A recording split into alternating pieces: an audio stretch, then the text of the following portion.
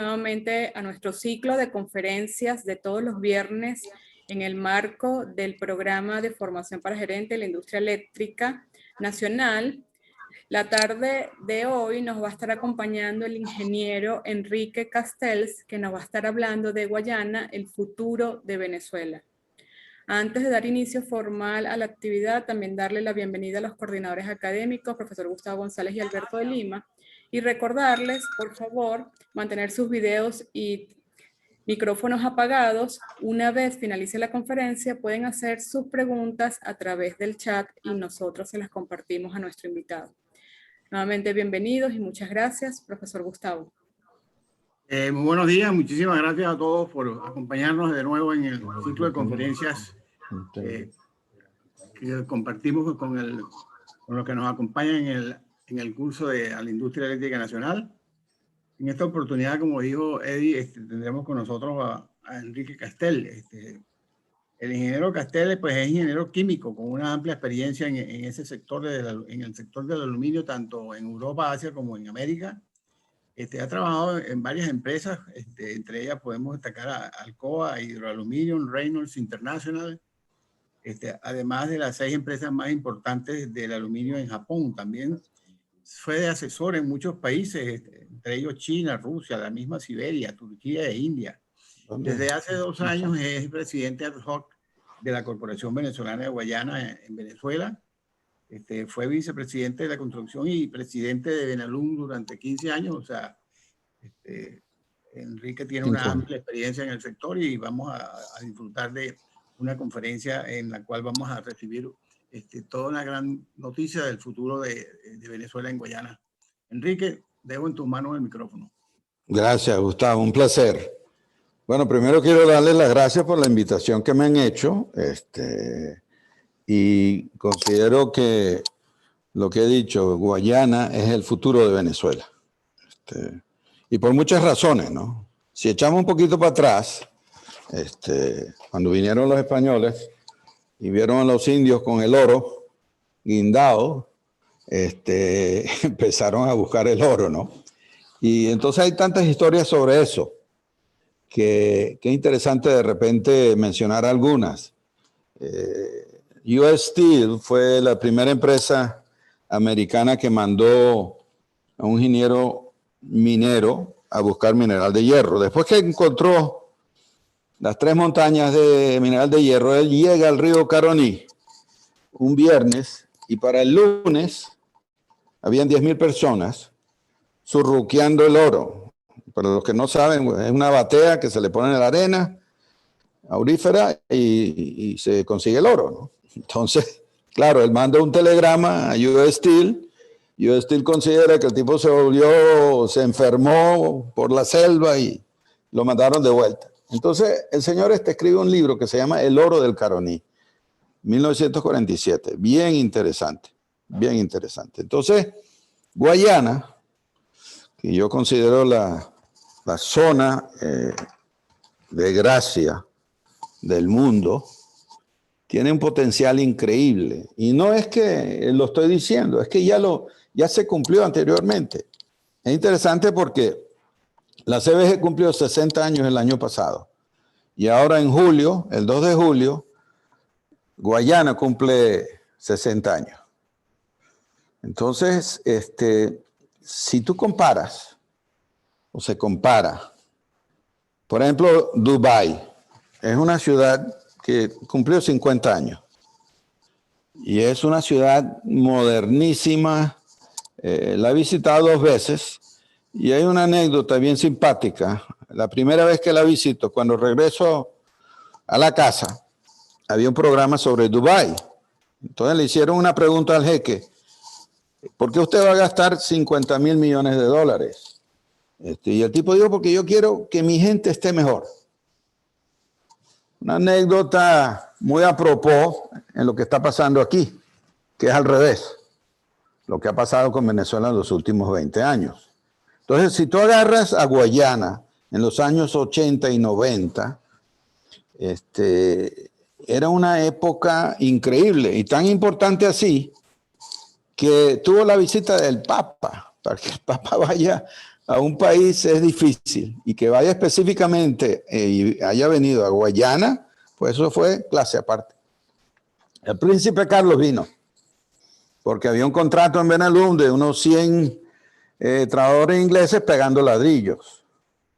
Y entonces el señor príncipe bajó, pegó un ladrillo, y nosotros nos faltó velocidad porque inmediatamente el supervisor inglés agarró el ladrillo, y ese ladrillo está en la oficina del presidente de esa empresa, donde dice que el príncipe Carlos pegó un ladrillo en Benalum en la fecha tal y tal. Argenis Gamboa era el presidente de la CBG en ese momento, ¿no? Entonces él me miró y me dice, oye, hasta los príncipes trabajan en Benalum, ¿entiendes? Entonces era una época increíble, era el plan de Guayana, un plan que se cumplió a cabalidad, y después se dejó de cumplir. Benalum, toco el punto porque es una anécdota bien interesante, no una anécdota, es un caso. Benalum tiene 20% de la empresa, es de 6 empresas japonesas. En ese entonces, con Leopoldo Sucre Figuerella, que en paz descanse, yo he tenido el honor pues, de tener 2 mentores que para mí han sido clase aparte. Argenis Gamboa, que fue el segundo presidente de CBG, primero el general Rabat, después Argenis Gamboa, y después de importancia Leopoldo Sucre. Entonces, en ese momento, Benalum fue la empresa más rentable de la industria del aluminio en el mundo. En el mundo. El capital social era en $200 millones y Benalum ganó en 5 años $600 millones con pago de $250 millones de impuestos. Era la empresa más rentable de la industria. Teníamos proyectado con Sucre, y menciono Sucre porque sin él hubiera sido casi imposible haber construido lo que se construyó, no únicamente la parte de Benalum, sino las otras partes, pues, las otras empresas. Entonces, nosotros teníamos para el año 2000 proyectado producir 2 millones de toneladas de aluminio en Venezuela. En ese entonces había una producción de 760,000 toneladas. En el plan estratégico de CBG ahora, bueno, tenemos proyectado 5 millones de toneladas dentro de 15, 20 años, así que la parte eléctrica es indispensable. Y para mí es importante, un previo, la mayoría de los venezolanos no saben que el río Caroní es un río 100% venezolano. No como el Orinoco, que es el 8º río más grande del mundo, tiene un tributario que se llama Meta, el río Meta de Colombia. Estaba comentando anteriormente que las próximas guerras van a ser por agua. Y por eso para mí las represas, la CBG, las represas son importantísimas, no únicamente por la parte eléctrica, pero por el agua. El agua es un material tremendamente importante. Los vietnamitas ya han tenido una pequeña guerra con China porque el río Mekong, su tributario principal, viene de China, y han puesto represas y han reducido pues, el nivel de agua que llega al delta de Vietnam, pues, el Mekong Delta, ¿no? Entonces el agua es tremendamente importante. Y lo increíble, claro está, me considero un guayanés, de que en la confluencia de los 2 ríos está Ciudad Guayana y no hay agua, o falta agua. Falta electricidad también, teniendo 4 represas. Entonces, ese río nuestro tiene el potencial, se habla de 24 o 26 mil megavatios. La represa más grande del mundo está en Tres Gargantas, en China. Se llama Tres Gargantas, tiene capacidad de 17 mil megavatios. Le sigue Itaipú, en Paraguay y Brasil, con 12.500 megavatios. Después, claro, lo que era antes Guri, 10.000 megavatios. Así que esa parte es tan importante. O tú estás en el siglo XXI y tienes electricidad barata y abundante, o no tienes electricidad y estás en el siglo XIX. Entonces, para que tengan una idea, la industria del aluminio en las Américas hay 3 países que tienen potencial de producir aluminio barato, que es Canadá, Venezuela y Paraguay. Paraguay tiene disponible unos 6,000 megavatios para proyectos, ¿no? Así que esa parte eléctrica es, bueno, la base de todo, la base de todo. Hablo mucho del aluminio, pero en el caso de la CBG, bueno, tenemos mineral de hierro, más de mil millones de toneladas, lo mismo que bauxita. Entonces, esa región nuestra es tan rica en todos los materiales, incluyendo la parte que no se le da mucha atención en Venezuela, no se le daba, la parte turística. Yo he viajado mucho y no he visto ningún país donde haya algo similar a la Gran Sabana. El Salto Ángel es una cosa espectacular. Una anécdota, nosotros habíamos pedido $100 millones que nos lo otorgó una empresa, un banco que se llamaba la Reconstrucción de Alemania. El presidente vino a una visita y le pedí a Efraín Carrera que me prestara un helicóptero. Lo llevamos al Salto Ángel. El helicóptero le cayó agua y todo. Aterrizamos en la base ahí donde hay un hueco donde aterrizaban los helicópteros y lo llevamos al pie del salto. El tipo quedó tan impresionado y al día siguiente, en la firma del contrato del financiamiento con el ministro de Finanzas en ese entonces, Héctor Hurtado, le dijo al ministro, mire, he quedado tan impactado por la visita que si ustedes quieren más plata, estoy disponible. ¿Entiendes? Entonces, Guayana es el centro del universo, así lo veo yo, ¿no? Y tiene, por ejemplo, tenemos supuestamente la reserva más grande del mundo en petróleo y gas. En oro lo tenemos también. Supuestamente tenemos 4,000 toneladas de oro, reservas comprobadas. El oro, previo a eso, cuando yo regresé hace 2 años a Venezuela, antes de que me nombraran, me dijeron que no había plata para la CBG y no había garantías soberanas. Y a la misma vez me dijeron, bueno, ¿cuánto vale la CBG? Bueno, yo dije nada. Entonces mi pregunta era, ¿cuánto vale PDVSA? Nada. Bueno, entonces pedí un mandato al presidente Guaidó para poder buscar financiamiento para la CBG y se consiguió. Nuestra junta directiva, una junta administradora, por suerte, los 5 miembros, incluyéndome a mí, son todos CBGistas. Está William Suárez, Roberto Redondo, experiencia en aluminio. Está Dick Zucchi y Fernando Goyenechea, los dos en experiencias de mineral de hierro y acero, aunque nuestro querido amigo Fernando Goyenechea es polifacético porque también estuvo en la área de aluminio.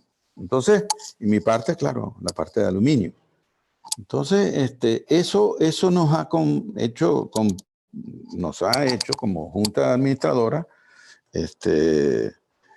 un grupo excelente que se ha conseguido y tengo que dar las gracias a las miles de personas que han participado en los diferentes proyectos de aluminio, de todo, ¿no? De acero, de mineral de hierro, de oro, especialmente Efraín y Miguel Lara en la área de energía eléctrica, ¿no? Entonces, ¿verdad?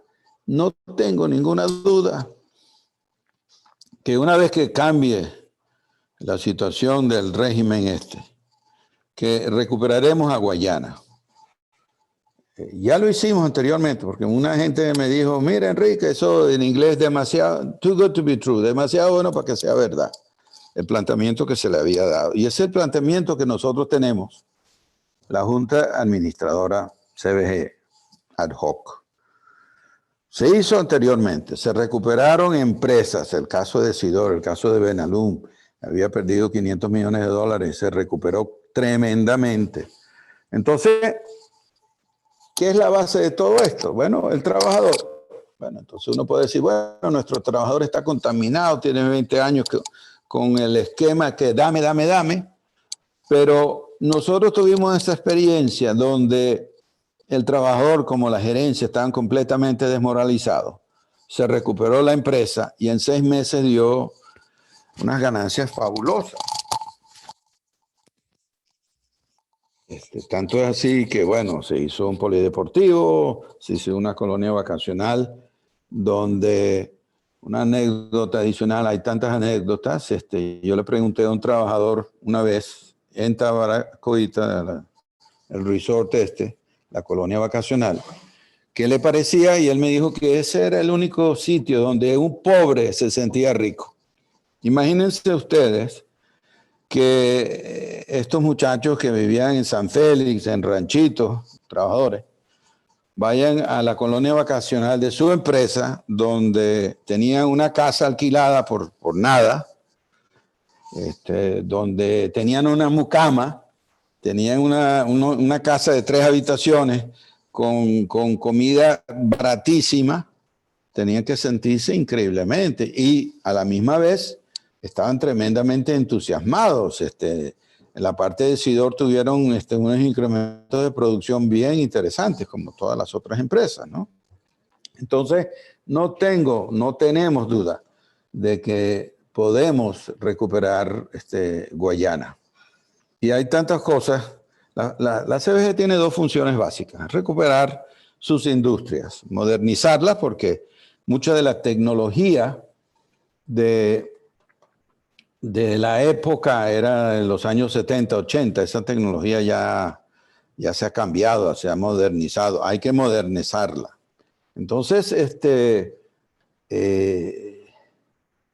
la función es recuperar las empresas, recuperar toda la parte industrial, pero a la misma vez la CBG tiene que educar y promover. Entonces, hay proyectos que son básicos que me han dicho, bueno, Enrique, cuidado que no digas las cosas porque la CBG no puede ser lo que era antes. La CBG era lo que era antes porque nadie hacía lo que tenía que hacer y de repente CBG se encargaba de la planta de tratamiento de aguas y de áreas que no le pertenecían. En este caso, la promoción sería un aeropuerto nuevo entre Ciudad Bolívar y Puerto Ordaz, una construcción de vivienda para sacar los ranchitos de Puerto Ordaz o salir de los ranchitos. Entonces el lema para nosotros sería, además de Guayana, el futuro de Venezuela, el lema sería, el lema sería Dubái, la Dubái industrial del mundo, Guayana, donde 0 pobreza crítica. Eso se superó en los años 80 y ahora estamos de vuelta, pero horrible, porque la pobreza crítica está basada en $1.25 al día y eso es lo que gana nuestro trabajador al mes. No puede ser. Le doy un ejemplo, que es lo que queremos. Singapur, después que la colonia era una colonia inglesa, después de la Segunda Guerra Mundial, le dan la independencia y se encuentra Lee Kuan Yew, que fue el primer ministro por 30 años, con un ingreso per cápita de $400. Y el ingreso per cápita hoy es $40,000. Ahí no hay pobreza, todo el mundo tiene vivienda. ¿Entiendes? Entonces, ¿que eso es factible en Venezuela? Definitivamente es factible. Singapur no tiene materia prima, excepto la parte educativa y la parte de entusiasmo, la gente motivada tremendamente en aprender. Así que la parte educativa es una de las cosas más importantes que nosotros tenemos que hacer. Y por eso ustedes que están estudiando, yo les prometo, cuando cambie el país, y si estamos allá, bueno, no importa si sea yo o sea quien sea presidente de la CBG, pero yo fuera presidente de la CBG, yo les ofrecería trabajo a todos ustedes, todos los graduados. Trabajo, un programa de entrenamiento que tome 6 meses y después un programa de alta gerencia por otros 6 meses. Así que definitivamente Guayana es el futuro del país. Entonces, si empezamos a analizar el programa de la CBG,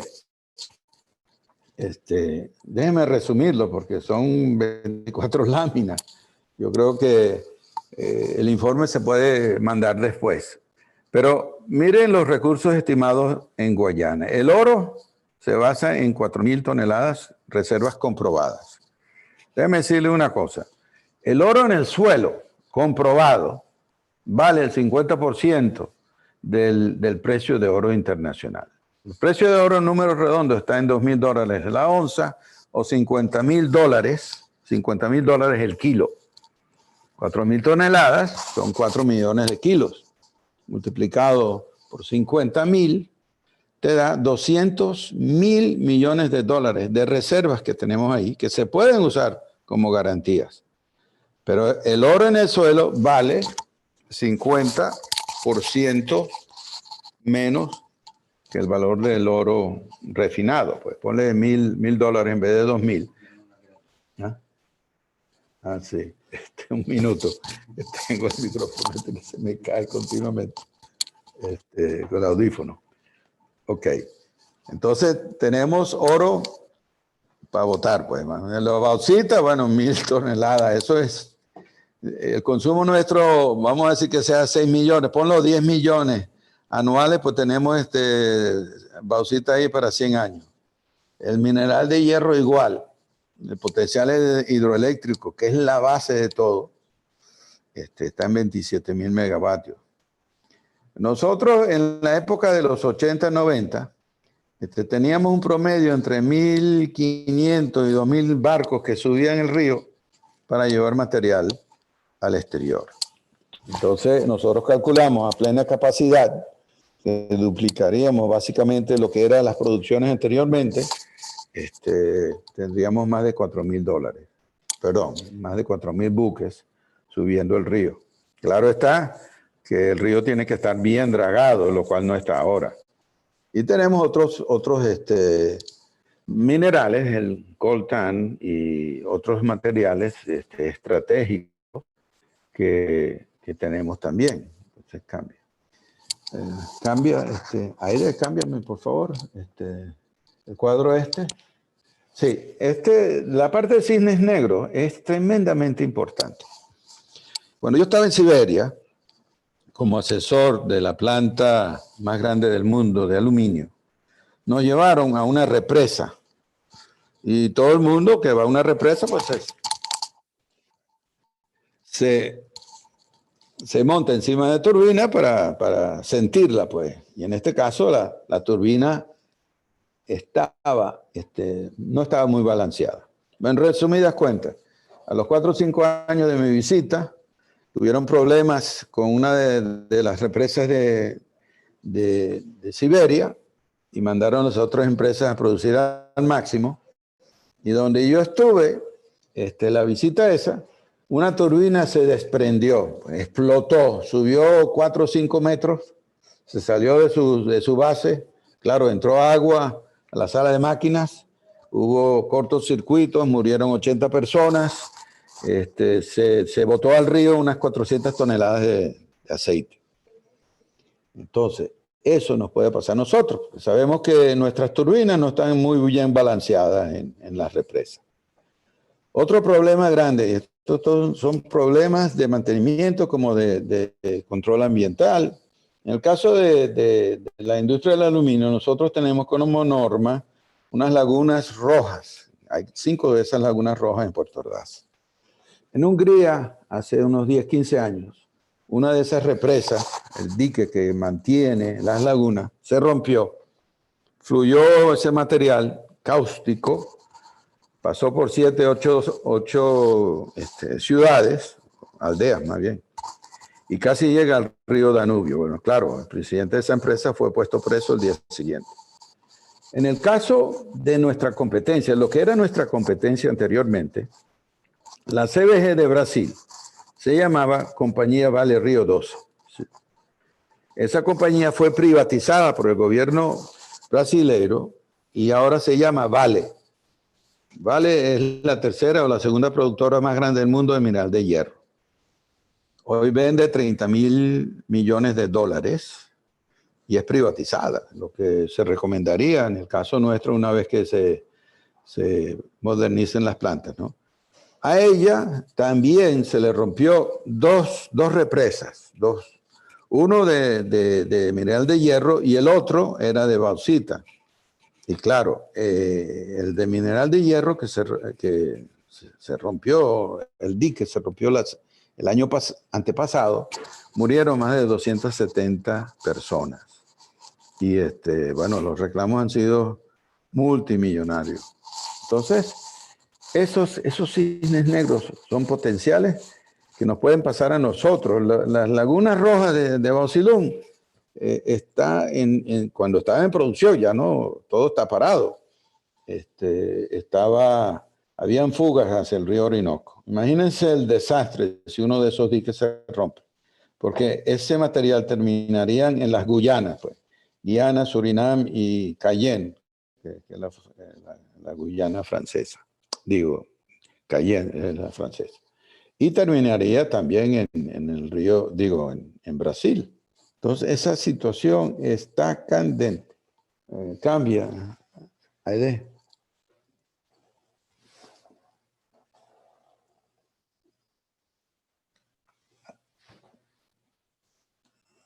Aide, cámbiame la lámina, por favor. Ajá. Bueno, esto es lo que nosotros estamos viendo. Esto asume que se vendan el 20% de las acciones se vendan las empresas y el gobierno se quede con 20%. Mi recomendación sería que el gobierno no tuviera nada, que la CBG tuviera sus representantes en las juntas directivas. Pero bueno, ese es otro tema político y no vamos a entrar en eso. El primer año se piensa gastar 1.000 millones de dólares y a la misma vez vender 1.000 millones de dólares para primero rescatar la área de electrificación. La subestación B que alimenta la energía eléctrica hacia las empresas industriales, eso se tiene que resolver inmediatamente. Entonces hay ciertas áreas que se invertiría plata, por ejemplo, tienen una mínima producción de mineral de hierro, ahí se invertiría unos 300, 400 millones de dólares porque el mineral de hierro ha tenido un crecimiento en el precio, pero lo que nunca, pues. Está en $200 la tonelada, costo y flete. Nuestros mejores cálculos están entre 20 y 30 dólares la tonelada, costo, asumiendo que el trabajador tiene un ingreso de 200, 300 dólares por mes, ¿no? Entonces, te puedes imaginar que la ganancia sería mínimo 50 dólares y la idea es producir 7, 8 millones de toneladas. 7 millones de toneladas por 50 te da 350 millones de dólares de ganancia neta. ¿Entiendes? Entonces, para el quinto año nosotros pensamos tener todas las empresas en producción. Ese sería el momento para venderlas. Y estamos proyectando 10.000 millones de dólares en ventas. ¿Ok? Así que el sector privado tendría como 1.000 millones. Bueno, después se privatiza y entonces ya el sector privado sube para el año 15 a 20.000 millones, asumiendo que el gobierno mantuviera 20%, pues 5.000 millones de dólares en ventas, así que un total de 25.000 millones de dólares en ventas en 15 años. En 25 años, el total calculamos en 40.000 millones. Para ese entonces, la CBG debería tener el 50% del ingreso bruto del país, vendría por la parte de CBG, de Guayana, no CBG, de Guayana. El otro 50%, claro, sería la parte de petróleo. Aide, cámbiame, por favor. Ok, bueno, aquí me han reclamado, dice Enrique, no compares CBG o Guayana con petróleo, PDVSA, pero tengan una idea, ¿no? Guayana, para dentro de 5 años deberíamos tener más de 100,000 trabajadores. Hoy en día tenemos entre 50 y 60,000. Petróleo tendría 30,000. El efecto multiplicador y el desarrollo de la región guayanesa sería excelente, ¿no? Entonces cambia. Ahí de. Bueno, este es el plan de Guayana, 5 años. La CBG fortalecida, plan de emergencia y transición el primer año, plan de restauración y modernización del segundo al quinto año y plan de reestructuración accionaria y privatización. Ok, bueno, entonces el plan estratégico a 5 años, que es similar a lo que hemos hablado, ya tiene que cambiar. No va a ser fácil, porque todo el mundo me dice, una vez que arranque el cambio de gobierno, que nos va a llover plata. No es así tan fácil.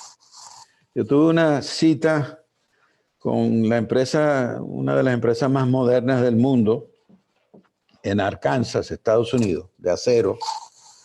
Y el presidente de la empresa me dice, el día que el gobierno americano nos diga a nosotros que podemos invertir en Venezuela, ellos invertirían 100 millones de dólares en la área de acero, mineral de hierro y acero. ¿Entiendes? Entonces, el marco jurídico es lo más importante. No quieren saber, quieren ver los futuros inversionistas extranjeros, quieren ver que el gobierno esté establecido y que no haya un cambio como pasó con Chávez, pues, que salió del gobierno y a la semana estaba de regreso. Entonces, la parte jurídica es tremendamente importante. La ley de minas y del ambiente es tremendamente importante. Entonces, ¿y cómo controlamos la criminalidad del sur del Orinoco? Ahí tenemos la guerrilla colombiana, tenemos Hezbollah, tenemos los criminales nuestros. Así que son cosas que se van a tener que hacer en los primeros 2-3 años. Y a la misma vez arrancar los proyectos. ¿Cuál es el programa de ese primer año? El minuto que cambia el gobierno, tenemos que hacer una auditoría técnica administrativa de todas las empresas de la CBG. Hoy en día se supone que son como 30, 33. Hay que hacer auditorías para las 30, 33 empresas. Lo que consideramos que vamos a encontrar, bueno, pura chatarra. Y han chatarreado mucho de Sidor y Alcasa básicamente está chatarreada y están haciendo lo mismo con Benalú. ¿Ok? Entonces, de ese estudio o de esa auditoría técnica se desprenderá un estudio de factibilidad. Entonces, el estudio de factibilidad, vamos a decir, sea del 4º al 6º mes. Y el 6º mes, entonces ya tendríamos la herramienta para que los financieros nos aprueben los proyectos en función a nuestras recomendaciones. Sin el estudio de factibilidad es imposible aprobarlo. Cambia. Bueno, estos son los programas para 2040. Estamos un poquito adelantados, digo, estamos viendo el futuro. Si el oro, nosotros consideramos que podríamos llegar a producir 200 toneladas año. Sería el equivalente a $50,000 del kilo, pues 10,000 millones de dólares de ingresos. El aluminio nosotros consideramos que podríamos llegar a 2 millones de toneladas. Esos son 6,000 millones de dólares. Hierro y acero, 20,000 millones. En la área del sector metalmecánico, que es importantísimo, Puerto Ordaz tiene las empresas que podrían hacer toda la parte de metalmecánica, de los nuevos proyectos y el mantenimiento. Turismo, como le dije anteriormente, ahí podemos tener fácilmente 1 millón de personas que gasten $1,000 por persona, pues entonces 1,000 millones de dólares. Y los buques, bueno, 20 años, 3,000 buques, ¿no? Así que el total de ingresos serían como 40.000 millones de dólares. Cambia, idea. Bueno, esto ya lo hemos tocado. Cámbialo, otro. Quiero mencionarles algo de Guayana, ¿no? Hemos hablado que Guayana, o no lo hemos hablado, pero que Guayana está compuesto de 3 estados, ¿no? Bolívar, Amazonas y Delta Macuro. Delta Macuro tiene un problema gigantesco porque el caño Manamo, sí, está a punto de romperse el dique. Si eso pasa, adiós a Tucupita. Entonces, pero volviendo al caso de la CBG, nosotros tenemos, no de la CBG, perdón, de Guayana. Nosotros tenemos un terreno que es nuestro, el Esequibo. Están todos los documentos donde se conforman y que nos dan la razón de que ese terreno es nuestro. Nosotros hemos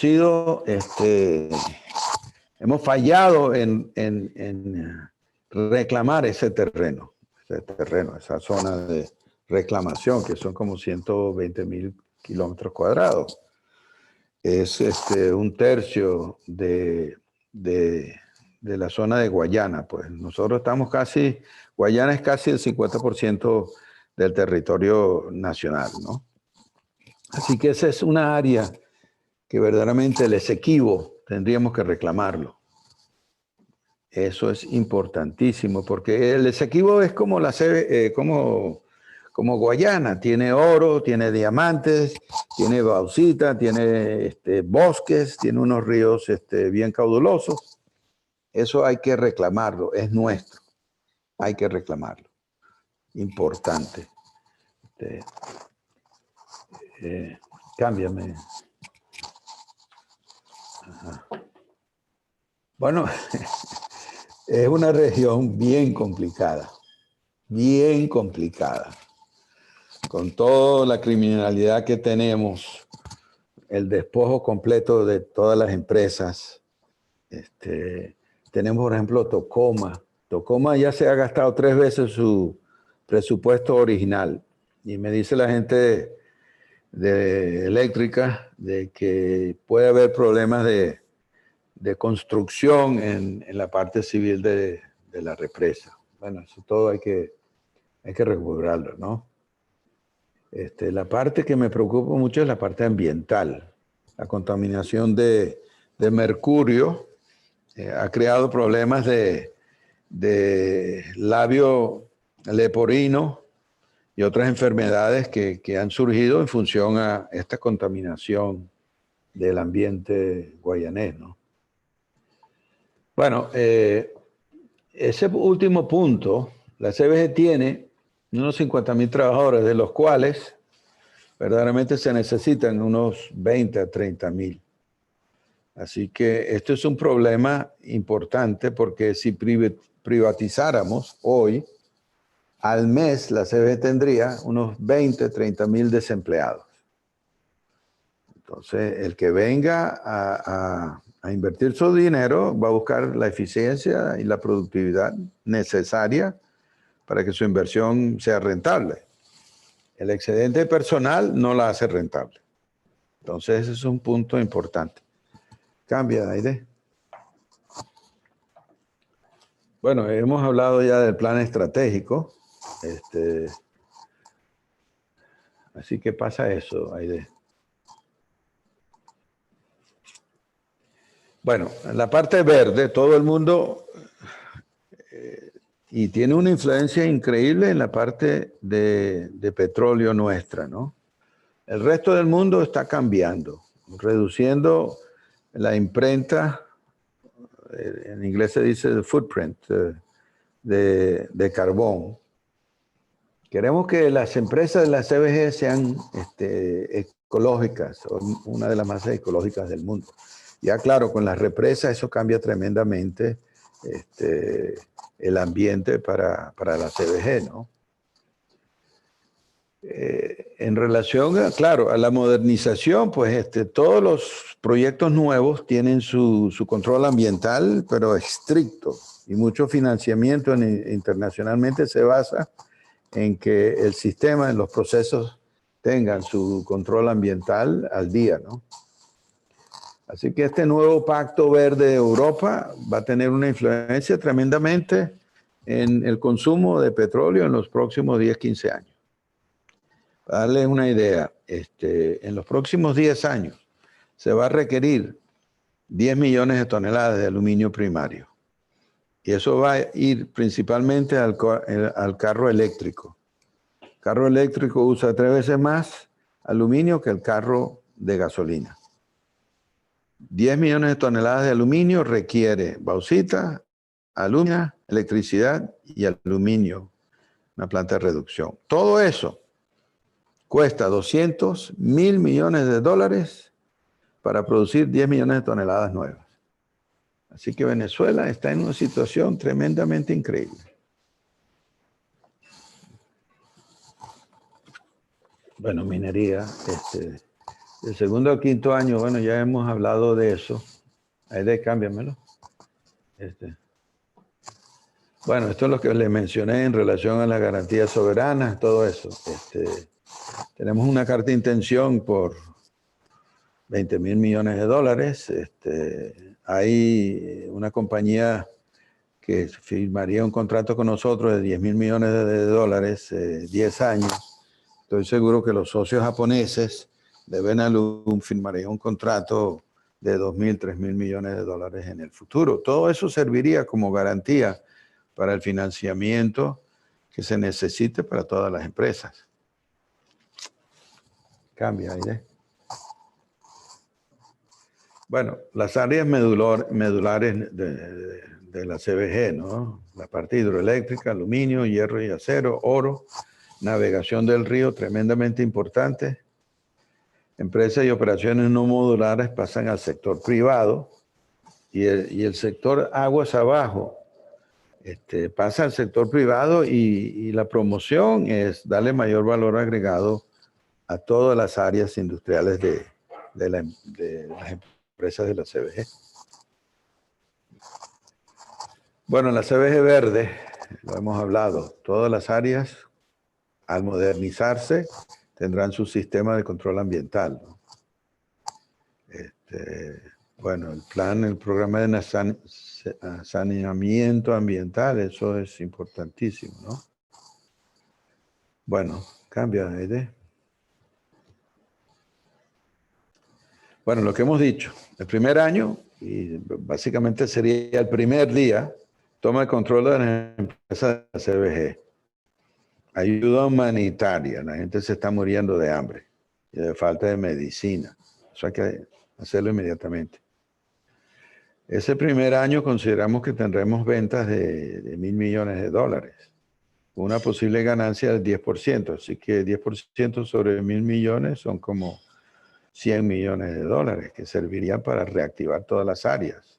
Empleo del 100% de la fuerza laboral de la CBG en función a limpieza, desagüe, preparación del plan de restauración y modernización de la CBG. Bueno, hay que hacer las auditorías y los informes de factibilidad. Y, claro, control y evaluación ambiental para terminar de frenar la depravación. Bueno, esto lo hemos subido el primer año a 1.000 millones de dólares, ¿no? Entonces todo eso ya lo discutimos. Cambia. Bueno, esto también lo hemos hablado, ventas de 10.000 millones en 5 años y subiendo 20.000 y hasta 40.000 en 20 años. Cambia. Bueno, esta parte eléctrica es lo más importante que tiene la CBG, asumiendo que la CBG sea la rectora de la producción de energía eléctrica a través de las represas, ¿no? Y mi recomendación es 2 represas adicionales. ¿Okay? Bueno, cambia. En relación al oro, tenemos supuestamente unos 30.000 mineros artesanales, ¿no? Yo creo que aquí lo que sería es dar 2, 3 concesiones de oro a empresas internacionales y exigirle, claro, control ambiental y todas esas cosas, ¿no? Aluminio, llegaríamos a producir aguas abajo, ponle 2 millones de toneladas, ¿no? Cambia. Ah, bueno, mira, espérate. Proyecto Valor Agregado. Nosotros tenemos una empresa en Costa Rica que se llama Lunasa. Esa empresa no hemos podido rescatarla por 1000 razones, legalmente especialmente. La idea sería, una vez que tengamos esa producción de 700.000 toneladas de aluminio, quizás hasta 1 millón de toneladas, mandar a España unas 100.000 toneladas anuales. Para ese mercado es excelente, el mercado europeo. Tiene un potencial muy importante para Venezuela. Cambia la idea. Bueno, estas son recomendaciones. Yo no soy el político ni el gobierno que tomará las decisiones de privatizar, pero de que hay que privatizar, hay que privatizar. Esta parte del 20% de los trabajadores. Yo fui asesor de Tata & Sons, una de las empresas más grandes de India. El viejo Tata es una empresa que tiene 120 empresas, una corporación, 120 empresas, 720,000 personas. El viejo Tata le financió a los trabajadores acciones, mucho antes de que eso fuera una cosa normal. Y la única estipulación de esas acciones es de que el trabajador no puede venderlas, excepto para comprar una casa. Y tú tienes 720,000 empleados con casa. Tú le ofreces a un trabajador de Tata el doble de su salario y no se va de Tata. Eso es lo que yo quisiera llegar a tener la CBG, pues.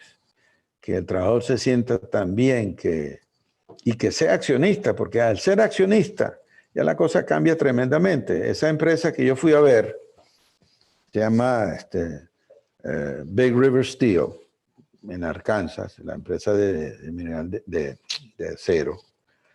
Esta empresa invirtió 1.300 millones de dólares para producir 1 millón de toneladas con 500 personas. 500 personas. Nosotros hacemos eso en Sidor y serían 3.000 personas. Pero lo más interesante de eso fue que ellos gastaron 10 millones de dólares para entrenar a ese personal.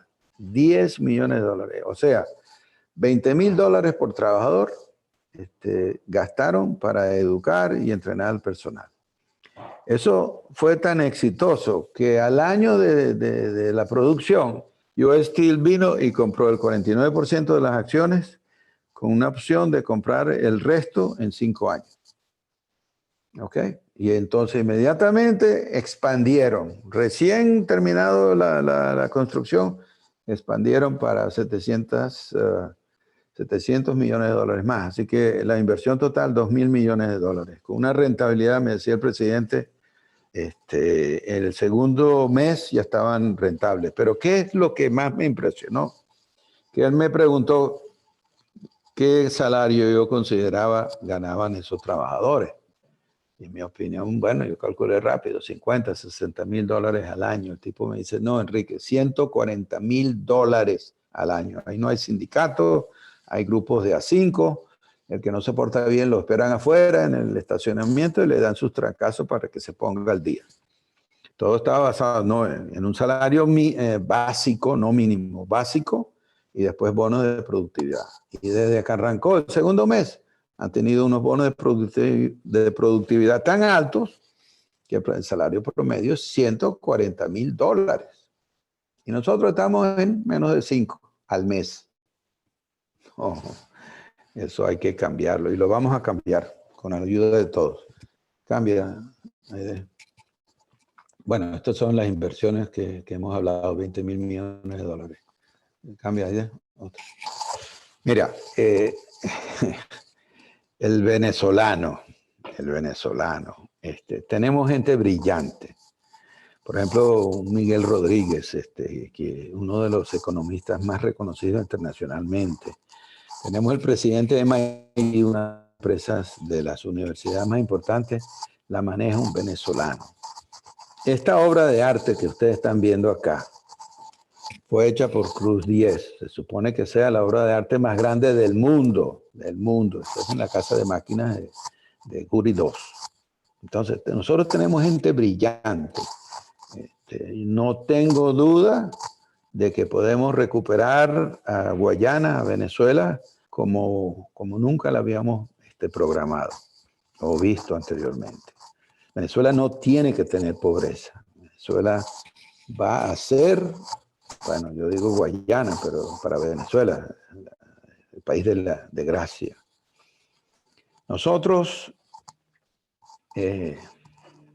queremos hacer de Guayana, ciudad Guayana, una ciudad inteligente. Hay varios informes que se están haciendo sobre eso. Y vuelvo a felicitar a toda la gente que ha participado en todos estos proyectos que hemos hablado y visto. Pero para darle una idea, el primer ministro después de la muerte de Mao era Deng Xiaoping, fue Deng Xiaoping. Él arranca la apertura de China en 1978 en un caserío de pescadores. Se llama Shenzhen. Yo visité Shenzhen hace 20 años. Para ese entonces ya estuve en un hotel de 5 estrellas en una esquina y las 4 esquinas eran puros hoteles 5 estrellas, con 7 millones de personas. Hoy se considera el Silicon Valley de China. Gente joven, con todas las ideas nuevas. Ahí no se usa plata, es la tarjeta de crédito que se usa para todo. Entonces, estuve en Dubái también, y es una ciudad clase aparte, otra ciudad inteligente. Y entonces, lo que queremos hacer de Ciudad Guayana es una ciudad inteligente, no únicamente el valle del Silicon Valley. Arabia Saudita está construyendo, o va a construir, una ciudad inteligente con un valor de $200.000 millones. Porque nosotros no podemos hacer lo mismo. Claro que podemos hacer. Tenemos gente inteligentísima, gente capacitada, gente con ganas de trabajar. Tenemos 5 millones de venezolanos afuera que están aprendiendo que para surgir, para mantenerse, hay que trabajar. Yo creo que, aunque es negativo que se hayan ido, pero también es positivo que hayan tenido otra experiencia, que especialmente, bueno, en todas partes, los han vejado, etcétera, pero yo creo que han aprendido. Ojalá el resto del país haya aprendido que la labor, el trabajo es lo más importante. El salario digno, quiere decir el salario, en esa época me acuerdo, yo estuve en un curso de alta gerencia en Harvard y entonces estaba resumiendo la situación venezolana, que se hablaba mucho de que está barato, dame 2. Hoy está barato, no, imposible. Pero yo tenía un chofer que era como Norma. Él había visitado con su familia entera a Disney 3 veces, ¿entiendes? Entonces, eso vendrá otra vez. El salario digno es para que el trabajador pueda agarrar unas vacaciones mensuales e irse a cualquier parte del mundo con su familia entera. Y vamos a llegar a poder hacer eso. Eso sí, con trabajo, trabajo y más trabajo. Bueno, muchas gracias. Bueno, perdón. Bueno, está bien. Gracias.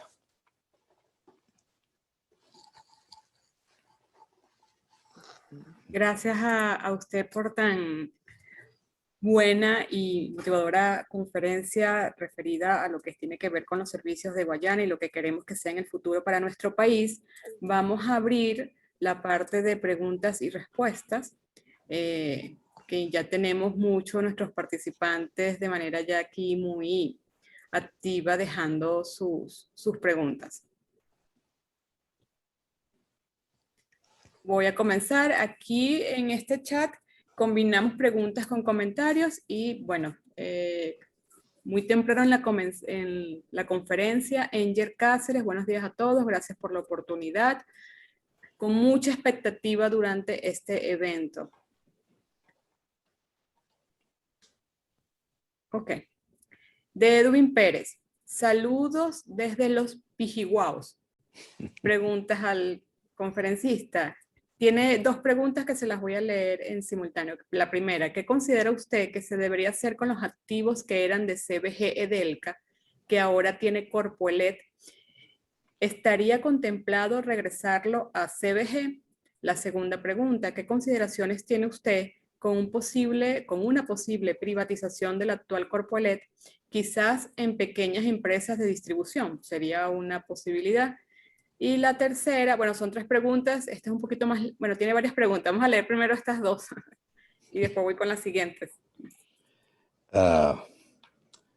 La parte eléctrica para la CBG y sus empresas es indispensable. Y fue exitosa cuando Edelca era de la CBG. Entonces, muy importante.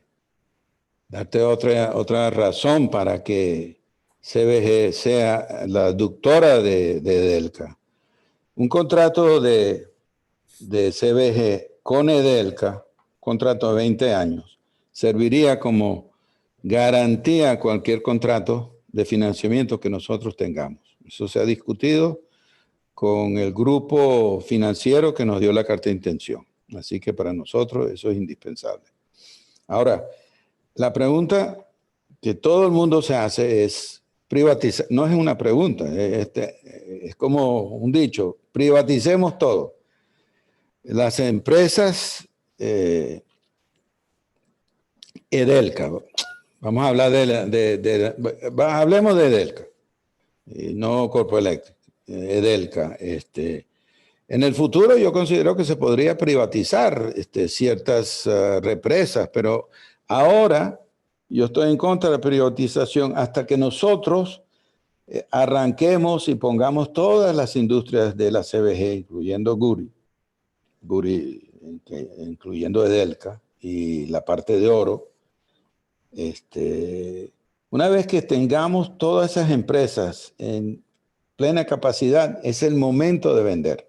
Para darle una idea, si privatizamos ahora, vamos a privatizar chatarra. Tenemos varios problemas. Hemos hablado del problema de legal, la ley de inversiones extranjeras. Eso es un problema que tomará tiempo. Segundo, tenemos el problema de criminalidad en la área del sur del Orinoco, pero increíblemente, y el señor que está en Baucibén, digo, en los Pijihuaos, me dicen que la guerrilla colombiana es la que maneja el pueblo ahí. Y de por sí que hace unos meses atrás mataron a un trabajador de Baucibén. ¿Me entiendes? Entonces, tenemos el problema de criminalidad, el problema de la inversión extranjera, el problema de qué vamos a hacer con los desempleados, que una vez que se privatice, me van a votar el 30-40% de los empleados. Y la otra cosa, no quiero que nos pase lo que nos pasó anteriormente, y no voy a nombrar la compañía. Vamos a decir, la compra de Sidor. Acabaron con toda la gerencia venezolana. Salieron de ellos. Se trajeron, bueno, todo el mundo sabe, es Tierno, pues la empresa argentina. Trajeron compañías argentinas a hacer lo que las empresas metalmecánicas de Puerto Ordaz hacían. Entonces no podemos aceptar eso. Entonces, ¿cuál es la idea? El programa de entrenamiento tiene que ser de un cierto nivel y de altura para que cuando nosotros privaticemos a los 3, 5 años, todos los niveles gerenciales son de venezolanos experimentados. Así que si una compañía tiene mayoría, vamos a decir, de acciones, una compañía extranjera, la idea sería que traiga su financiero, que traiga su auditor y quizás un gerente general de la parte operativa, pero no que me traiga un batallón de extranjeros a manejar a los venezolanos que ya tienen una experiencia. Entonces, para mí eso es indispensable. No sé cuál es la tercera pregunta. Sí, la tercera pregunta, ¿qué consideraciones o aspectos usted incluiría en un nuevo modelo de tarifas de servicio eléctrico venezolano, ya que el actual está vigente desde el 2002? Además, el contrato de suministro eléctrico para las empresas básicas eran contratos individuales de hace 30 años, que permita ser llamativos a diferentes stakeholders que quieran participar en un joint venture en la materia y así poder apalancar la recuperación económica del país. Y la cuarta pregunta y última, ¿qué recomendaría usted para que la nueva industria eléctrica venezolana y empresas básicas de Guayana incluya la huella de carbono en su estructura de costo? Bueno, en relación a la primera pregunta, la tarifa eléctrica internacional está como en 35 a 40 dólares el megavatio. En el caso de los años 80, había muchos problemas en el pago eléctrico. Benalum era la única empresa que le pagaba adelantado a Edelca. Si modernizamos todas las empresas, nosotros deberíamos tener una tarifa de 30 a 35 dólares por megavatio. Sería excelente para Edelca como para las empresas internacionales. Así que posible joint venture, bueno, estoy de acuerdo, se pueden hacer, pero una vez que rescatemos las empresas, yo creo que es importante que entiendan una cosa.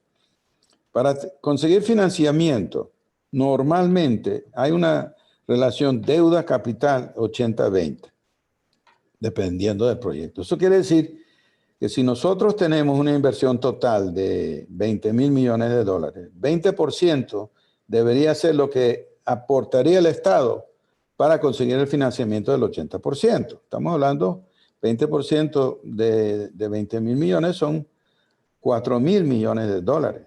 Nosotros no tenemos eso.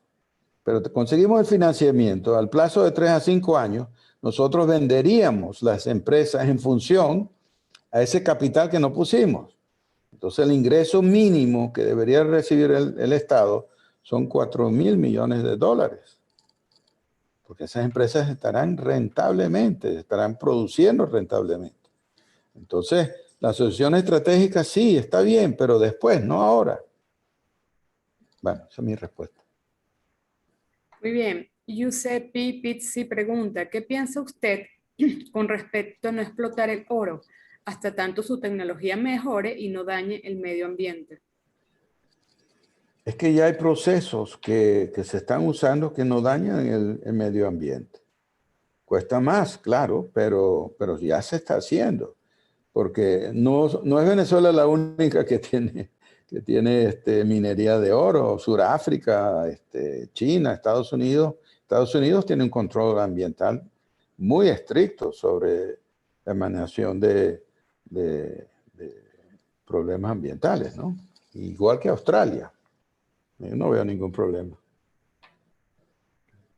Francisco Juárez menciona, buenas tardes. Si el fin de su propuesta es la privatización, ¿por qué se le impone en el modelo primero una modernización a costa del Estado venezolano? Un dinero que debería ser usado para otras prioridades que sí son responsabilidad del Estado. ¿No es más acertada una política de privatización con suficientes estímulos fiscales y otro orden tal que la inversión privada suma completamente la reconstrucción del sector? Bueno, yo creo que ya respondí eso.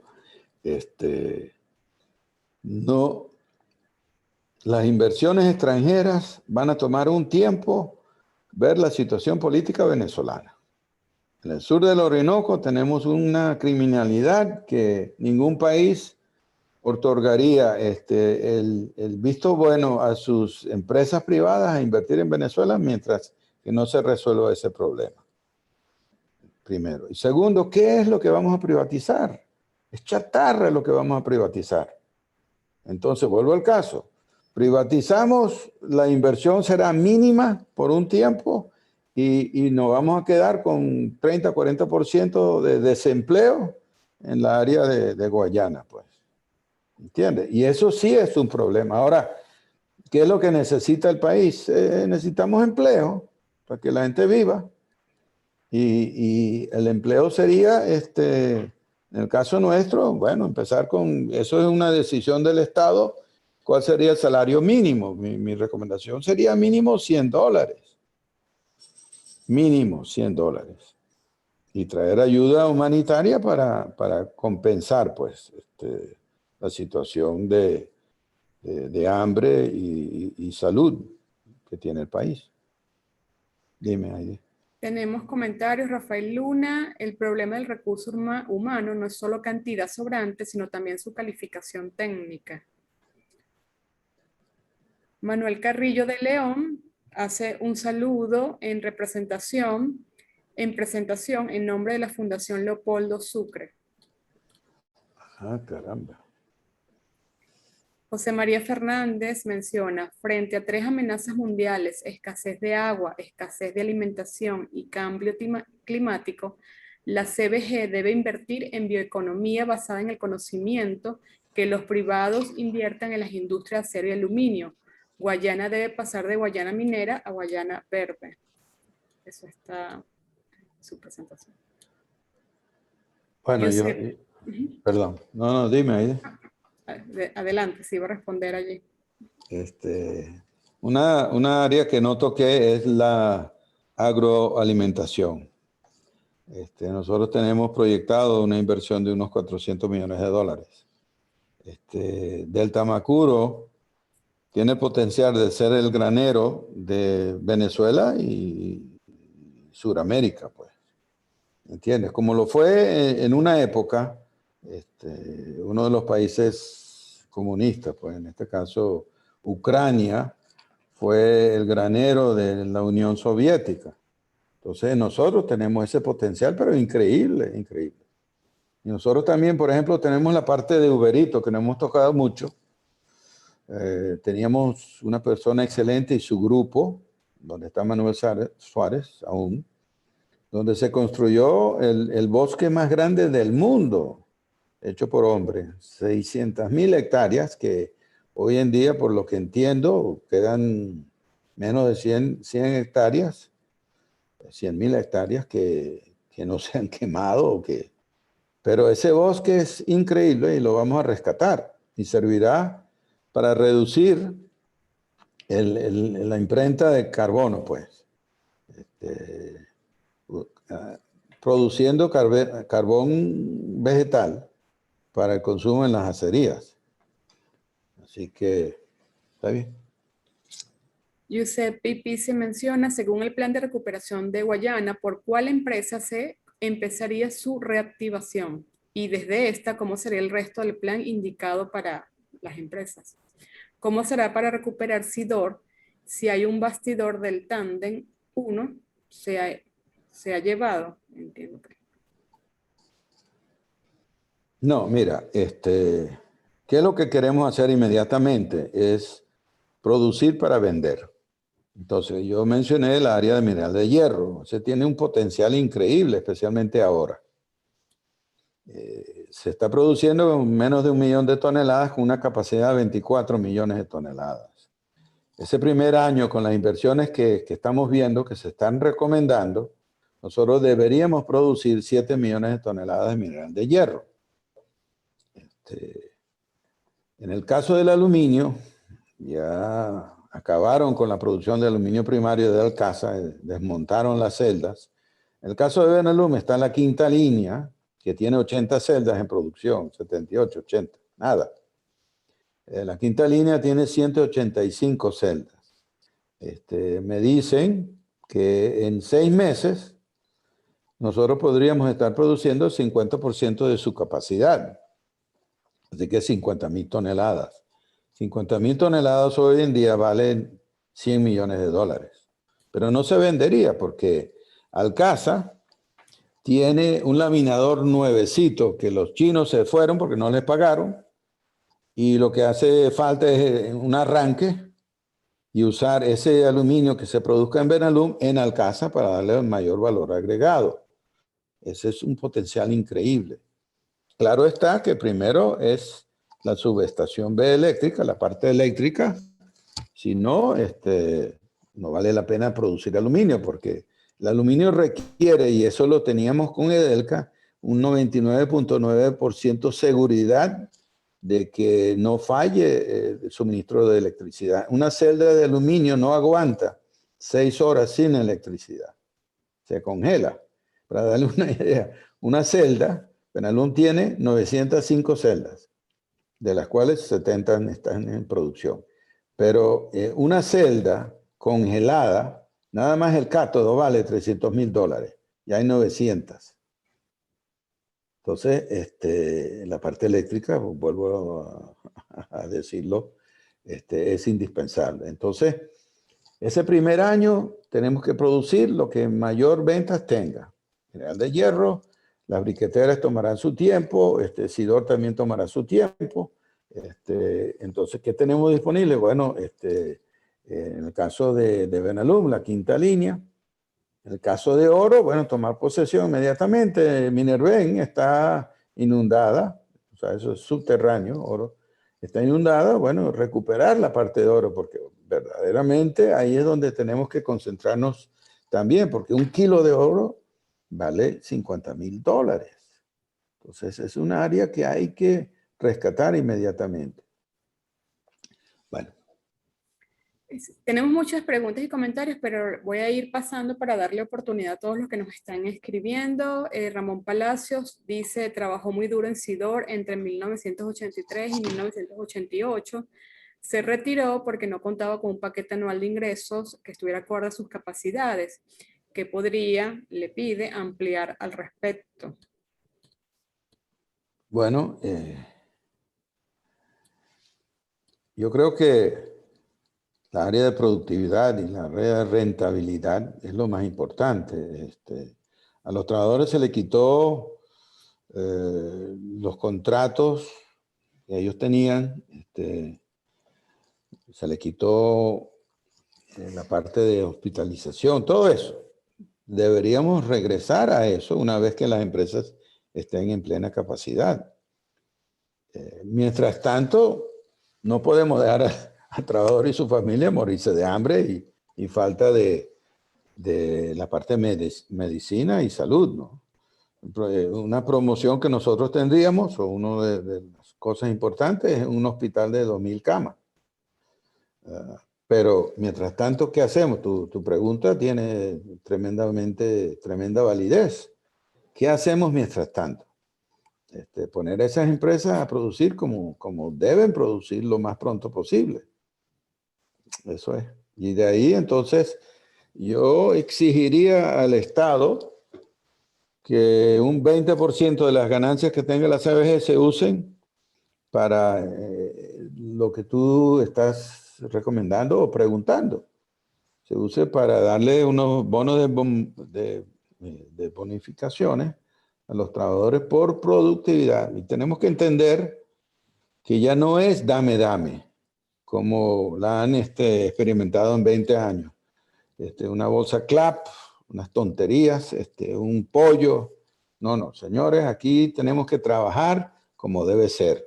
Enseñarle al mundo que el trabajador venezolano es lo que fue anteriormente, o lo que va a ser, lo que fue anteriormente. Tremendamente motivado a producir, mantener su área limpia, la parte educativa, hay que recuperar la ciudad, no puede ser, la ciudad está, bueno, un desastre.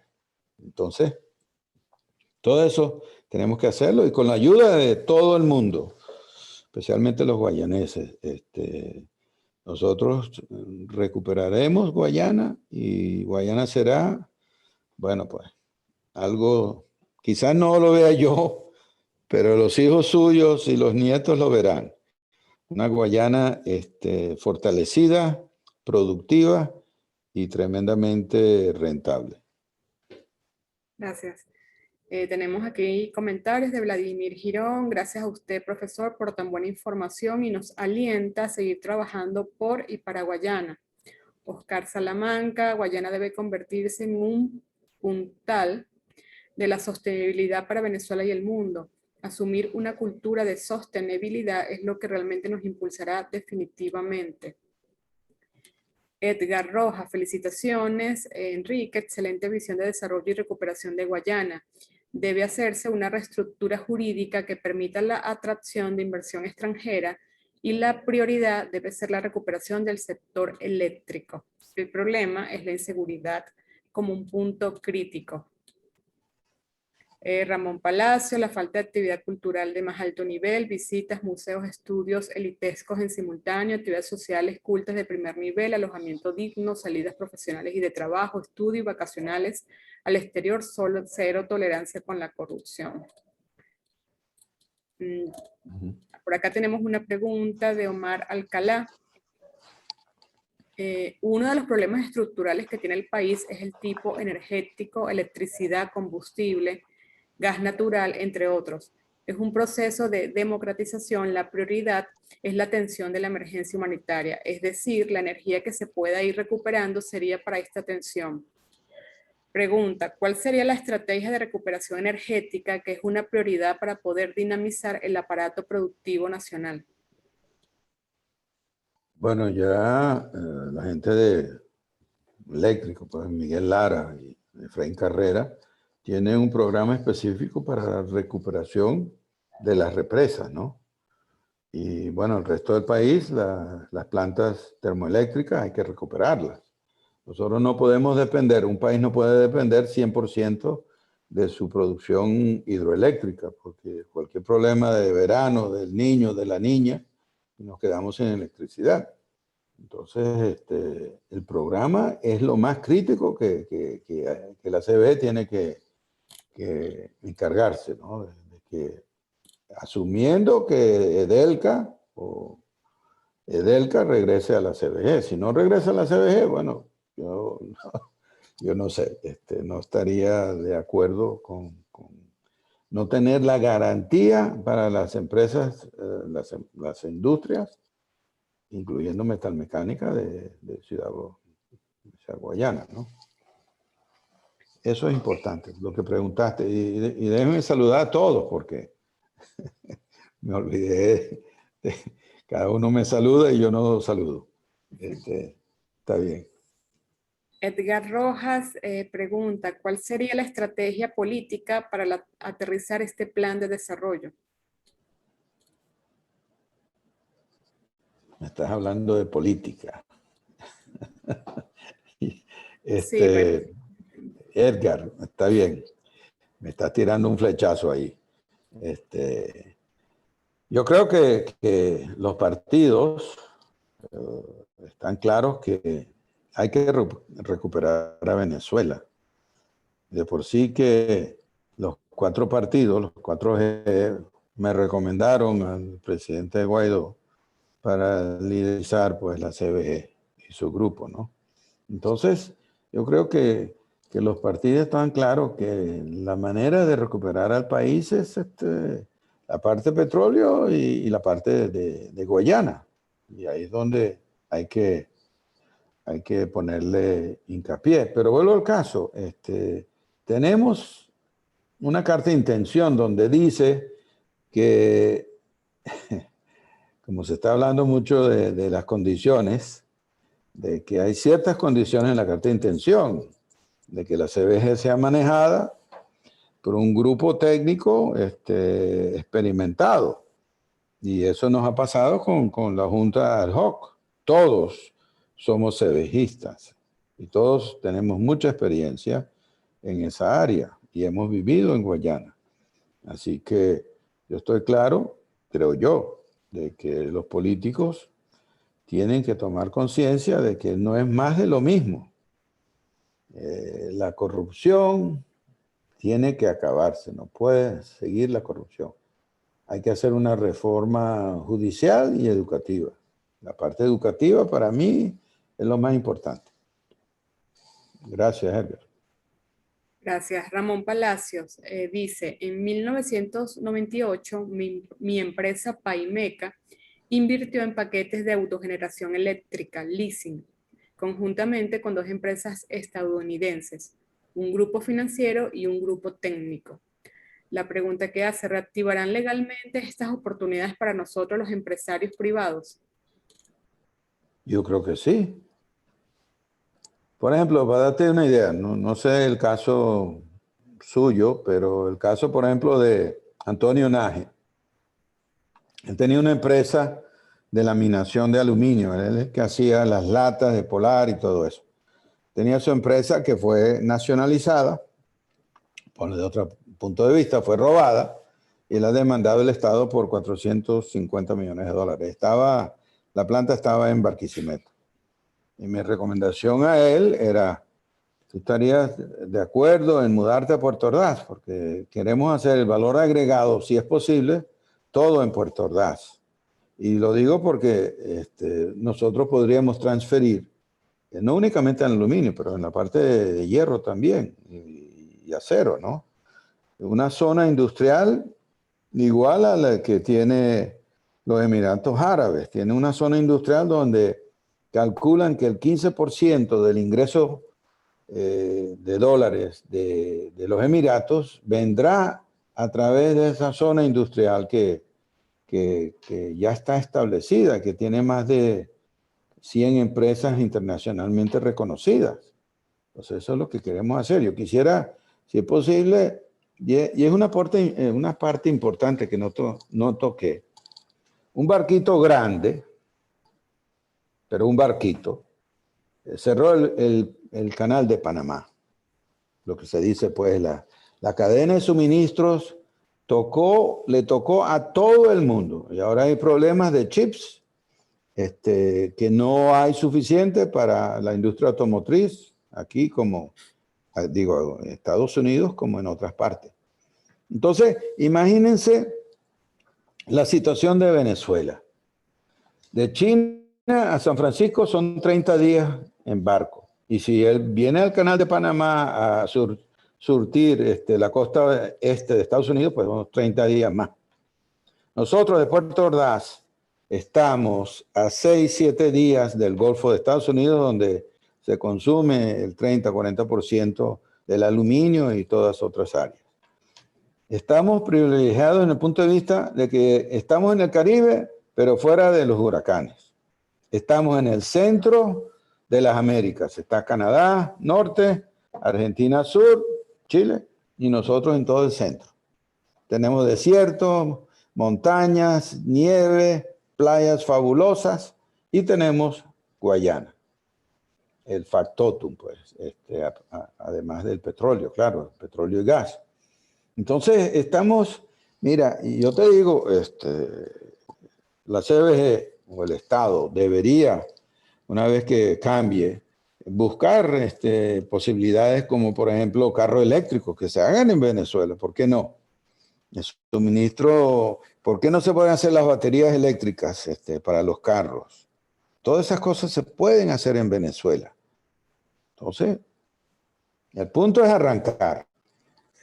Y arrancar, como dijimos, ese primer año va a ser bien difícil. Darle de comer a la gente, darle salud, darle trabajo digno y salario digno. Y después de ahí, bueno, pues, financiamiento y todo lo demás. Gracias. Muy gracias. Simón Carrasco, saludos desde Puerto Ordaz. Acá dicen que la CBG está en manos de los rusos. ¿Es cierto esto? ¿O en manos de quién está actualmente? Entonces, ¿cuál CBG? ¿La buena o la mala? La CBG de Maduro, vamos a decir. Si estás en Puerto Ordaz, tú eres el que me puedes decir si son corruptos o no son corruptos. De los rusos, nos dicen que sí está en manos de los rusos. Oye, no sé. Bueno, pero es que se habla que está en manos de los rusos, en manos de los iraníes, en manos de los chinos. Así que no sé. Lo que sí te puedo decir es que se llegará a unas negociaciones, no sé cómo y cuándo, pero tomaremos posesión de nuestras empresas en el futuro. Y ojalá que Dios diga que sea más pronto que más tarde. José Luis Hurtaza dice, la protección de la cuenca del Caroní es una prioridad, tanto para la generación de la energía eléctrica como para la protección de los minerales como el hierro, bauxita, coltán, etc. ¿cuáles serían las alianzas con el BID u otros bancos para estos proyectos ambientales? No sé, para decirte la respuesta, no sé. El BID tiene unas exigencias, pero lo que me han dicho es que ni el BID ni el Banco Mundial nos va a prestar plata porque esto es lo que necesita el país. Lo que le van a prestar al país con garantías soberanas son el BID y el Banco Mundial. Entonces, ya me han dicho, olvídate de financiamiento para la CBG. Entonces, nosotros mismos tenemos que buscarlo. Y lo hemos buscado. Es muy fácil decir, mira, habla conmigo cuando cambie el gobierno. Pero ahora, ¿quién es el que nos da el financiamiento? Y lo que hemos conseguido ha sido bien importante. ¿Entiendes? Asociaciones estratégicas vendrán después. Pero nuestra opinión de la Junta Administrativa es que, mientras tanto, ¿qué hacemos? Si vamos a esperar a que autorice, bueno, ya me dijeron que nos olvidáramos del BID ni el Banco Mundial. Entonces, gracias. Jesús Seguias, espero haber pronunciado bien el apellido, dice, se piensa en una recuperación de Guayana luego de que haya un cambio de gobierno. De acuerdo al actual desempeño político del país, se estima que este cambio no ocurrirá antes de 2024 y cualquier desenlace contempla una cohabitación política entre el gobierno y la oposición durante varios años. ¿Qué debemos hacer para reconstruir a Guayana antes de esa fecha? ¿Qué se hará a partir del Acuerdo de Salvación Nacional propuesto por Guaidó? ¿Se plantea gestionar acuerdos con el gobierno para la reconstrucción de Guayana? Hola Jesús, un placer hablar contigo otra vez. Me recuerdo mucho la cena que tuvimos y el planteamiento tuyo sigue siendo igual. Y lo que yo te puedo decir es, Enrique Castells piensa que el cambio viene más rápido de lo que pensamos. Mientras tanto, no hay manera de que podamos hacer algo con gobierno interino. Digo con Maduro en Miraflores. Ahí nadie nos va a prestar plata. Quizás Maduro lo que está tratando de hacer es vender las empresas, conseguir financiamiento. Pero ya los rusos, los iraníes, todos se han dado cuenta de que ya no hay más plata como la había antes. Entonces, yo lo veo muy difícil. Se habla de que él va a entregar, Maduro va a entregar las empresas de la CBG a los rusos y que las acciones de Citgo, 49%, lo que sea, los rusos lo tienen. Mi opinión es que no se va a hacer nada en CBG o en Venezuela hasta que no cambie el gobierno completamente. Me estoy metiendo, y como tú sabes, Jesús, yo no soy político, me estoy metiendo en un área donde yo debería mantenerme callado. Gracias, un placer. Saludos, Jesús. José Luis Hurtaza dice, los problemas geográficos, ambientales y sociales como el de Tucupita, Uberito y degradación tanto social como profesional de Guayana, ¿cuál sería el plan de inclusión? Bueno, esa es una buena pregunta. Tenemos que ver lo que hay, lo que nos dejaron en Uberito. Eso tiene un potencial increíble, no únicamente del producto, sino de mano de obra. Y, por ejemplo, ahí se me ha recomendado unas plantas de arabio, donde usa carbón vegetal, que reduciría tremendamente el problema de polución y que tiene una rentabilidad muy positiva y un empleo 20, 30 mil personas. Así que todo eso tenemos que ver. Todos los informes que hemos hecho, que se han hecho, están basados en lo que consideramos que es lo que vamos a encontrar. Pero finalmente la decisión será en función a los resultados de las auditorías técnicas administrativas que se darán y los estudios de factibilidad que se desprenderán de todas esas auditorías, ¿no? Él, a su pregunta, hace también un comentario que incluye: sugiero incluir en el plan de recuperación equipos de trabajo especializado por áreas que incluyan a los jubilados. Esa es como su respuesta también a la pregunta que él hacía. El ingeniero César Rodríguez dice... Pero espérate, ahí tengo que responder a esa pregunta. Mi respuesta es que yo también soy jubilado. Claro que los jubilados, toda persona, vivito y coleando, no importa la edad, que nos pueda ayudar, bienvenida sea. Gracias. El ingeniero César Rodríguez dice: exportar mineral de bauxita sería otra victoria temprana. Claro, claro. Mi opinión sobre el río Orinoco. Nosotros debemos hacer del río Orinoco un Mississippi. El Mississippi es el río mejor usado del mundo. Transporte, piscicultura, todas esas cosas. Yo quisiera ver la posibilidad que nosotros podamos llegar a Puerto Ayacucho con un calado de 15, 20 pies. Eso sería volar los raudales que están después de los Pijiguaos. Hay unos raudales que reducen las gabarras máximo a 3.000 toneladas, 2.000 toneladas. Entonces, sí, estoy de acuerdo. Nuestra bauxita es de buena calidad. No te voy a decir excelente, pero tiene una característica de que nuestra bauxita tiene alto contenido de sílice, de arena. Y de por sí que ese es un producto que nosotros deberíamos usar en vez de botarlo a las lagunas rojas. La arena producida de la bauxita es excelente.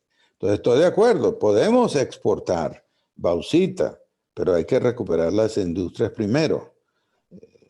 Sí, estoy de acuerdo. Lo haremos. Y tú estarás ahí de frente. Dale. Enger Cáceres hace un comentario: muchas gracias. Lo esperamos. Dice: muchas gracias por su excelente presentación, me identifico con su visión y qué bueno saber que existen esperanzas para la reconstrucción de nuestro parque industrial. Bueno, definitivamente todos los que están metidos en el grupo de la CBG y su junta directiva, toda la gente que ha participado, todos están motivados en que verdaderamente podemos levantar a Guayana, y Guayana es el futuro de Venezuela. Gracias. David Rodríguez, bueno, dice que en algún momento le gustaría compartir con usted porque menciona que tiene una propuesta de recuperación de la ciudad a nivel ambiental y de urbanismo. Si tiene un contacto, red social donde le puedan escribir, nos lo puede colocar en el chat. Bueno,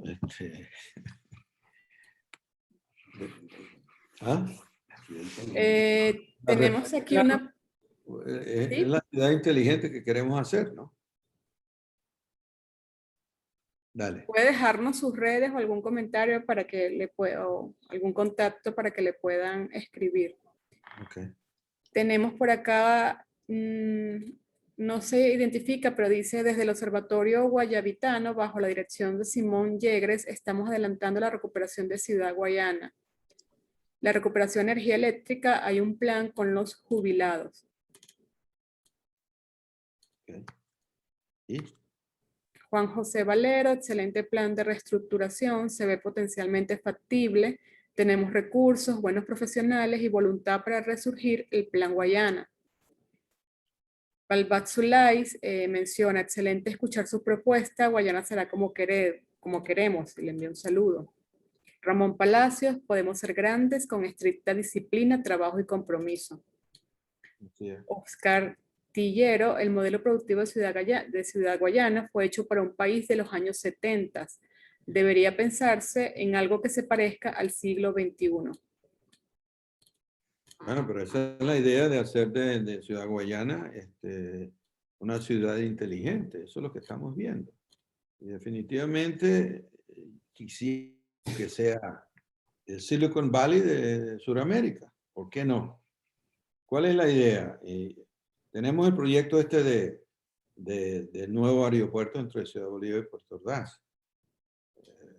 Ese es un proyecto viejo que yo considero indispensable porque hay que hacer un aeropuerto a nivel internacional. Entonces, la parte del viejo aeropuerto, vamos a decir, donde está en Puerto Ordaz actualmente el aeropuerto, eso se convertiría todo en áreas de investigación y desarrollo, de robóticos, de quantum mechanics, computadora cuántica, muchas, las áreas de medicina, todas esas áreas nosotros tenemos que involucrarnos. Y considero que el venezolano tiene la capacidad de eso y mucho más. Entonces, hacer de esta ciudad nuestra, Ciudad Guayana, la base del futuro de Venezuela. Para darle una idea, el plan de Guayana tenía, nosotros entrevistamos, la CBG entrevistó, fue a varios países, unos 10 o 12 países, entrevistando para traer gente del exterior, técnico, a Venezuela. Y teníamos un comité entre las empresas donde controlábamos la robadera de personal de una empresa a otra, porque era un cambio continuo, pues faltaba gente calificada. No había vivienda, entonces teníamos un barco y hemos pensado hasta comprar 2 o 3 cruceros medianos donde podamos tener la gente, los extranjeros, vamos a decir, ubicados y controlados de una manera, ¿no? Pero definitivamente queremos una ciudad moderna, una ciudad, por eso digo el lema, Dubái industrial, una combinación de lo que es Dubái con la zona industrial más importante del mundo, ¿okay? Ya por el chat, ok, tenemos por aquí ya algunos comentarios de agradecimiento y despedida. Algunos participantes nos están solicitando, además de su contacto, la presentación, que podríamos después distribuirla a través de las redes o a través del aula virtual para los estudiantes del programa de formación del programa eléctrico. Tenemos como una última pregunta de Ubaldo. Usted ha dicho que la política no es su aporte, pero en una emergencia, como es la recuperación de las universidades que han sido abatidas o destrozadas por el sistema, ¿cómo recuperarán las universidades y el INSE, que ahora es un centro político ideológico? Son preguntas más políticas. Bueno, la CBG, si hacemos lo que pensamos hacer, el ministro Sucre, que en paz descanse, nos cobraba a todas las empresas un 2% de comisión para la CBG. En este caso, haríamos algo similar. La rentabilidad tiene que estar ahí y va a estar ahí. Nosotros usemos eso para rescatar las universidades. Y como dije anteriormente, queremos tener un programa para entrenamiento de personal. Recuérdense que son 60,000 trabajadores. Del barrendero al presidente, todos tienen que pasar a través de un programa de entrenamiento, de ubicación y todo eso. Yo fui presidente durante la época de Benalún y Alcázar. Fui presidente de Abadal, una empresa que se formó para entrenamiento de 80 personas, de 800 personas para Benalún y 400 para Alcázar. Así que se formó esta compañía para el entrenamiento de 1,200 personas, pero a la misma vez, en el caso, yo sé de Sidor, mandaron mucha gente a Alemania. El caso de los Pijiguaos, que ahora es Bausilum, mandaron más de 20 venezolanos a entrenar en Australia. Benalún mandó más de 70 venezolanos a entrenar en Noruega. Entonces, eso es la base de todo lo que vamos a hacer. La parte de educación, la parte de entrenamiento, hay que ser los mejores. tener los mejores salarios. Yo pienso que esto bien organizado, tendríamos salarios competitivos internacionalmente. Bueno, competitivos, vamos a decir, Suramérica. Los salarios mejores están en 400, 500 dólares mes. México está a ese nivel. Nosotros deberíamos llegar a ese nivel en los próximos 2, 3 años. Pero más aún, si privatizamos, para darle una idea, en el caso que se hizo anteriormente, el caso de Benalum. Si Benalum estuviera privatizada hoy en día, y la idea era 20% financiado a los trabajadores, Benalum estaba ganando 150 millones de dólares anuales. 10% son 15 millones, 20% son 30 millones. Imagínate repartir 30 millones, no todo, ¿no? Se usaría algo para producción de vivienda, todo lo demás, pero el salario, el bono mínimo, yo había calculado en una época $5,000 anuales de bonos de productividad. ¿Entiendes? Entonces, a ese nivel, aunque me han criticado, me han dicho, oye, entonces no hay sindicato. Bueno, el sindicato es el trabajador sería dueño de su empresa. Y si él ve un trabajador rompiendo una máquina, eso redunda en reducción del bono a fin de año. Entonces, las cosas cambiarían tremendamente. Esa es la idea. Muy bien. Ya tenemos que ir cerrando la conferencia. Voy a leer una última pregunta de David Pino y dice, buenas tardes, ante todo excelente presentación. ¿Considera usted que la recuperación de la industria de cemento en Guayana contribuiría a este plan de recuperación? Claro. Mira, tengo que tener cuidado con lo que digo. La CBG tiene la posibilidad de que sea un ente financiero. Si a la CBG le dan financiamiento y si ese financiamiento está basado en garantías donde el contrato a futuro son las garantías. Por ejemplo, ¿qué haríamos? Una triangulación. Vamos a decir, Aide, tú eres la compradora, yo soy el productor y vamos a decir, aunque no he oído mucho hablar de ella, Jan Kelly es la financiera.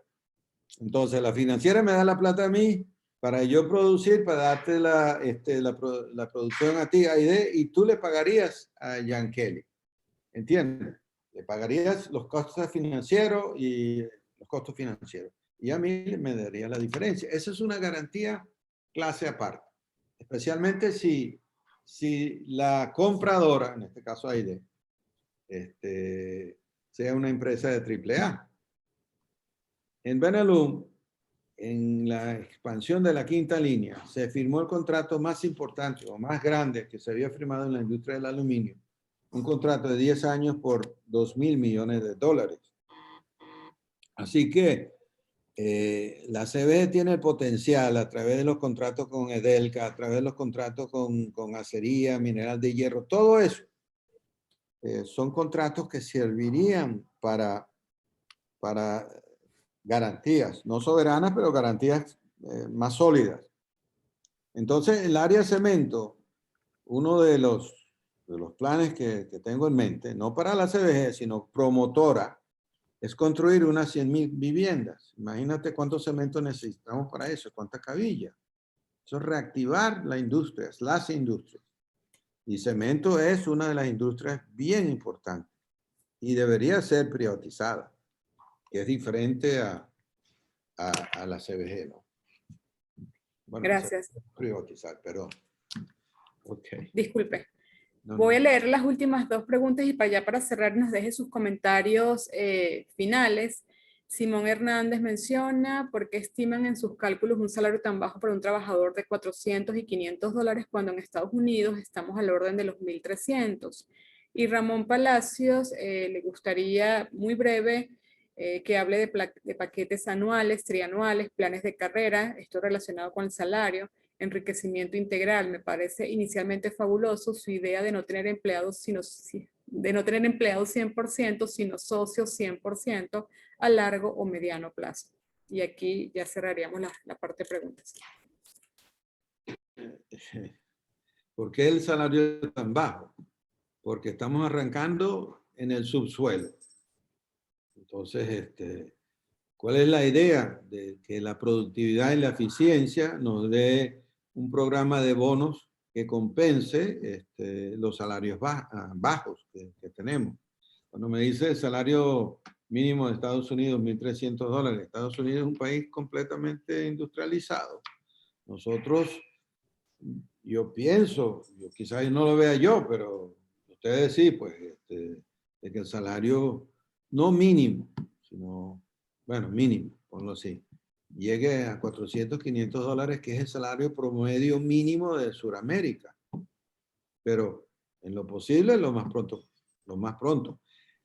¿Qué compensa esos salarios? Ser dueño, accionista de las empresas donde uno trabaja.